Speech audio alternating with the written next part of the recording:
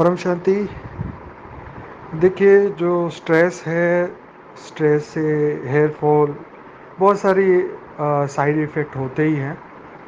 क्योंकि मैं आपको एग्जांपल दूं, जैसे हम गुस्सा करते हैं तो वो गुस्सा आँखों से झलकता है, आपका फेस बदल जाता है। मनुष्य के अंदर बहुत सारे चेंज आते हैं जब वो गुस्सा करता है।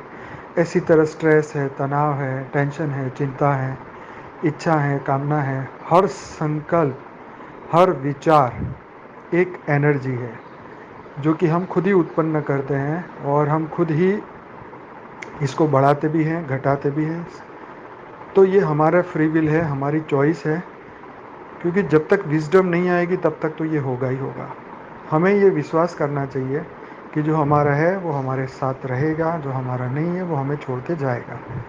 और ये पहली बार नहीं हो रहा है ऐसा। मनुष्य पहली बार इस तरीके से नहीं है। कई लाखों करोड़ों साल से उसके साथ यही हुआ होता आ रहा है, और आगे भी होगा अगर वो अपने थॉट को नहीं बदलेगा, अपने स्वभाव को, अपने विचारों को, अपने आप को नहीं बदलेगा, तब तक तो ये होगा ही होगा।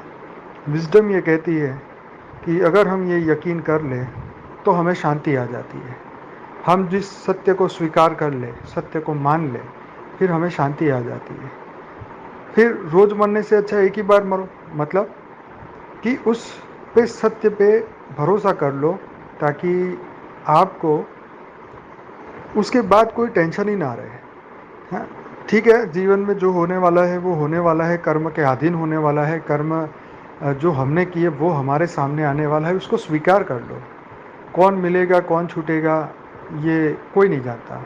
कृष्ण ने गीता में भी कहा है कि कौन जिएगा, कौन मरेगा, ये तुम्हारी समस्या नहीं है अर्जुन, तुम अपने कर्म करो। तो यहाँ पर भी ऐसा ही है, इस जीवन में कौन आएगा, कौन जाएगा, कौन मिलेगा, कौन छूटेगा।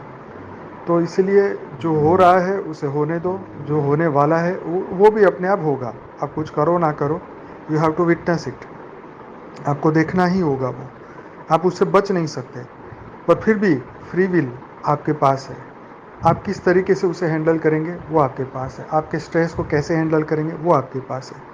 तो आप सत्य को स्वीकार करें, और टेंशन, स्ट्रेस, तनाव आएंगे और जाएंगे। हम खुद ही उसको निकाल सकते हैं जब हम अपना डिटरमाइंड हो जाएंगे, डिटरमाइजेशन हो जाएगा पक्का कि ठीक है, it's a part of life, है ना।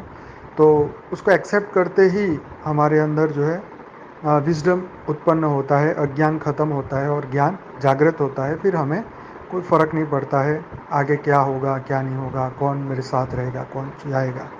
तो ये चीज़ें हैं। तो इसीलिए ये आज जितनी भी बीमारियां हैं, ये सभी का मूल कारण तो ये विचार ही है। हमारे ही विचार, नेगेटिव विचार, एक्सेसिव थिंकिंग, ओवर थिंकिंग।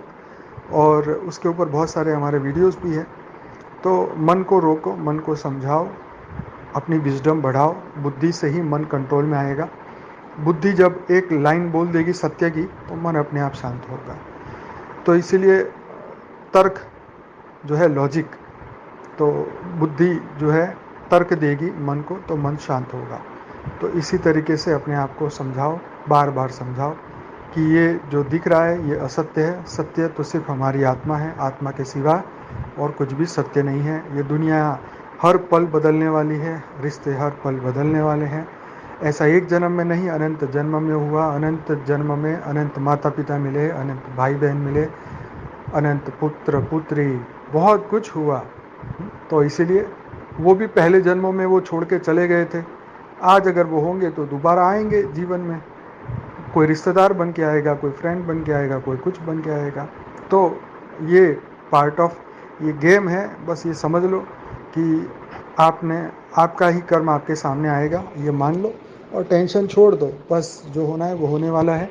बस अपना विटनेस करो, परमात्मा को याद करो, और आप अपनी आत्मा स्वरूप को जागृत करो।